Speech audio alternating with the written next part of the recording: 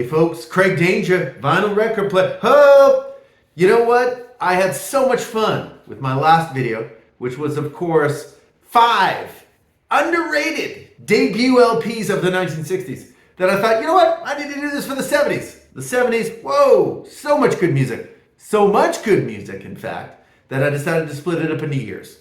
So coming up next, 5 underrated debut albums from 1970. So I think you'd better buckle up.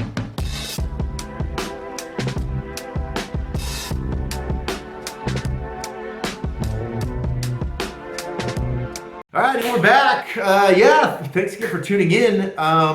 If you could help a brother out, like, subscribe. I discovered that likes actually help a lot. All of a sudden, people are starting to see my videos, and I'm getting to talk to a lot of cool commenters. Hey! Danger is all about that sort of business. But hey, enough of the preamble. Let's talk underrated debut albums of 1970. The year was 1970. This, of course, is Climbing by Mountain. And ooh, it is a cooker. Really, probably one of the most well-known albums by Mountain was, of course, their debut. Story behind this, of course, Leslie West, guitarist for Mountain, is recording a solo album in '69. He has Felix Pappalardi, who of course ended up being the bassist in Mountain, produced the record. And basically they decide to get together and form Mountain. And this basically becomes their biggest selling hit. Did go gold, was a top 20 album on Billboard in the United States. What can I say about this album too? It's an absolute, it's like banger after banger for them. Obviously, everybody, if you've ever heard an FM terrestrial radio, you have heard Mississippi Queen. I mean, that's pretty much a guarantee. What a legendary track. Again, Leslie West, what a guitarist, sort of well known for giant riffs. Mountain were kind of part of that power trio sort of situation that Cream had started. And then, of course, you got Grand Funk Railroad. Also, you could call them a power trio. But anyway, as a power trio with Corky Lang, obviously playing drums, this album is absolutely a winner. Like I say, your key tracks on this one are going to be Mississippi Queen, theme from a imaginary Western, which of course is sung by Felix, and actually was a Jack Bruce song. Jack Bruce and Pete Brown, as a matter of fact, on Jack Bruce's first LP. And then, of course, Never in My Life. But you know what? All over this LP, it is giant riffs. We're talking like Godzilla style. Godzilla versus Mothra in a riff-off. And you know what? Turns out that everyone wins. When the riffs are big, everyone wins. But again, Mountain Climbing. This is my first. I'm going to call it. It's heralded, let's be honest. People in hard rock circles, they know and they love Mountain. But I think people outside of hard rock circles don't understand just really what a underappreciated album this is. Climbing by Mountain.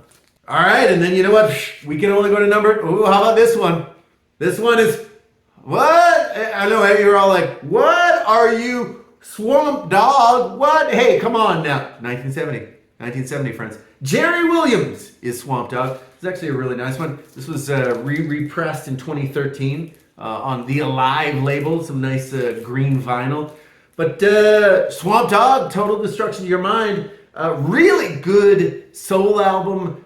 Jerry Williams, of course, sort of singer, songwriter, producer, produced what some call one of the best deep soul albums of all time with Doris Duke's I'm a Loser, I think. Not 100% sure on that title. But wow, this album is a cooker from the very beginning. I was reading a little bit about what the critics have said about this. They're calling it kind of a psychedelic rock / soul LP. I'm hearing a lot of soul. I got to be honest, a lot of Southern soul with rock elements certainly. But if you hear someone saying, "Oh, this is just an absolutely rock and soul album," I don't know. If you're expecting rock and roll on a Swamp Dogg LP, you probably shouldn't. This, of course, is his first album, and then, of course, I have no choice in post but to put up the cover of his second album, Rat On, which, as you can see, is quite the cover. At any rate, Jerry, hey, the dude had a sense of humor at the very least. In fact, I think he kept recording up until the 2020s. He's put out records in kind of all eras. Very much a soul guy though. But this album, it does have elements of rock, a la your Sly Stone, etc., etc. This one, your title track is a killer. But you got Synthetic World. You got I Wish I Was Born Blue. A lot of these songs have been covered by other artists, as a matter of fact. And yeah, this guy's sort of well known for putting out albums literally for decades. Albums often that didn't sell. This one actually did. Apparently by about 92, this one had, they didn't give it a gold record, but it had sold about 500,000 copies. So again, a popular album. Jerry Williams, a very interesting character in soul. Very, very cool, sort of legendary producer from 1970. And this, of course, is his debut LP. He was around before then. But anyway, if you do see this one is definitely worth a pickup. Even for non-soul fans, the songs are just really that good. So Jerry Williams, Swamp Dogg, Total Destruction of Your Mind. I'm going to go ahead and call this an underrated debut LP of 1970. All right, number 3. Woo! This one, I got to be real. I was listening to this one this week. And it had been a while. But not again, friends, not again. How about Wishbone Ash, the debut from 1970? Little tale behind this one, which I didn't know. Wishbone Ash were actually discovered by Ritchie Blackmore, as a matter of fact, of Deep Purple. And apparently they were opening up for Deep Purple on somewhere. And they started, and Ritchie Blackmore comes out, he starts jamming. And then basically Ritchie Blackmore is like, hey, A&R guy for MCA, sign these guys. He does. Or perhaps also for Decca, which is what this label's on. Probably a British pressing is what this one is. But you know what? I have to issue a warning straight out of the gate on this one, a health warning. If you are allergic to frantic guitar solos and a deep urge to do air guitar, then please run from this album. Run. Oh my God. Wow. From basically track 1, Blind Eye.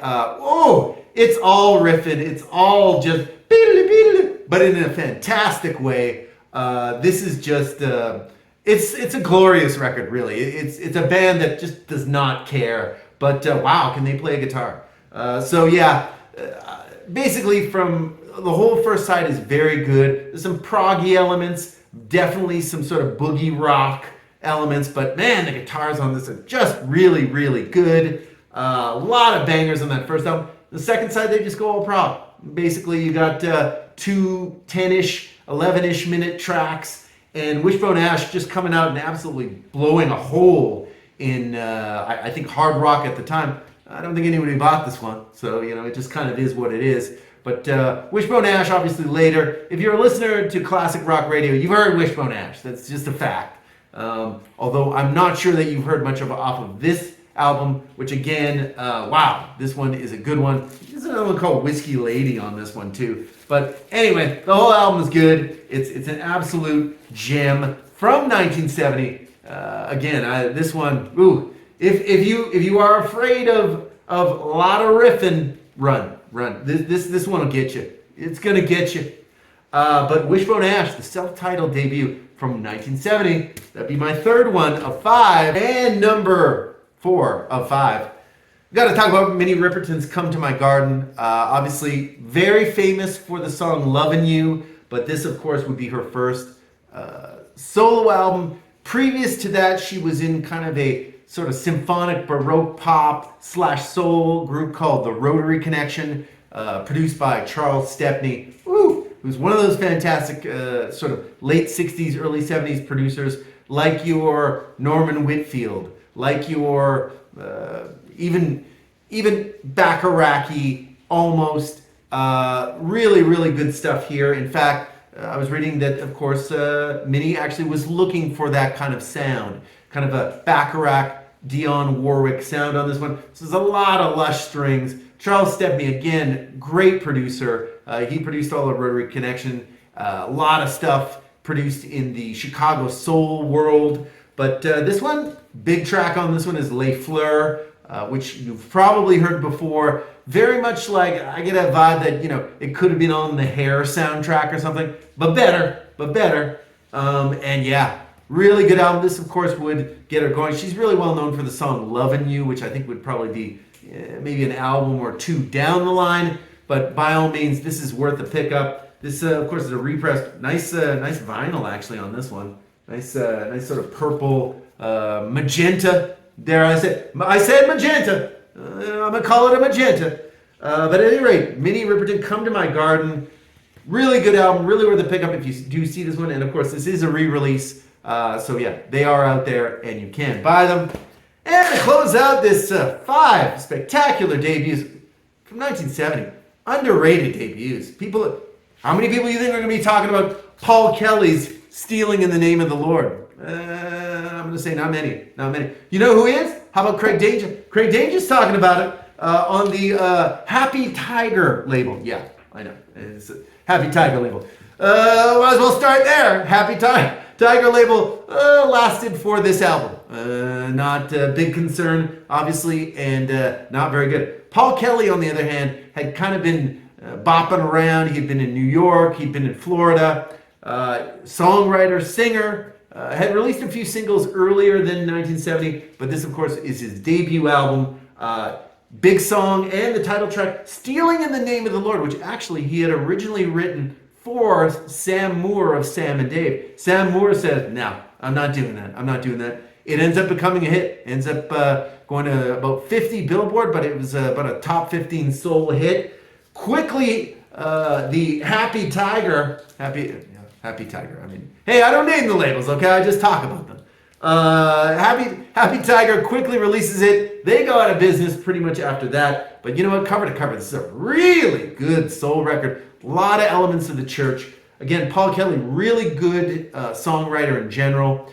What would happen is this wouldn't sell that much because, of course, Happy Tiger goes out of business. He gets picked up by Warner Brothers, and basically they re-release the album and call it Dirt in 1972. But like I say, the original album is here, and it is a cooker. 509, The Day After Forever, Poor But Proud. More really good soul tracks on this one. Yeah. But Stealing in the Name of the Lord is worth a checkout for sure. Very churchy vibes. And basically, what is he talking about? He's talking about prosperity preachers. About those preachers who, talk one game and steal your money. And Paul Kelly, kind of that's what began his career. So Paul Kelly's Stealing in the Name of the Lord. Paul, of course, would have about 3 or 4 albums after that in the 70s. And then his career would be fairly sporadic from there. But of course, Stealing in the Name, I think, is a big sort of British Northern Soul hit, but as well. So anyway, Paul Kelly, Stealing in the Name of the Lord. You see this one? I think I picked this one up for about 15. Again, on the Happy Tiger label. Got to be worth something for those Happy Tiger enthusiasts. Maybe not. At any rate, that has been 5 underrated debuts of 1970. I'm not done here, friends. I'm telling you, I'm probably going to be coming back next week, and we're just going to do 1971, because that's the way we like to roll here on the Danger Channel. But in the meantime, if you haven't already, like, subscribe. As you know, subscribers, basically everything they wish for comes true. Comes true. You got to say that 3 times. It's part of the the magic, right? The magic. Anyway, thanks again for tuning in. And again, I think I'm just probably going to have to see you on the next one.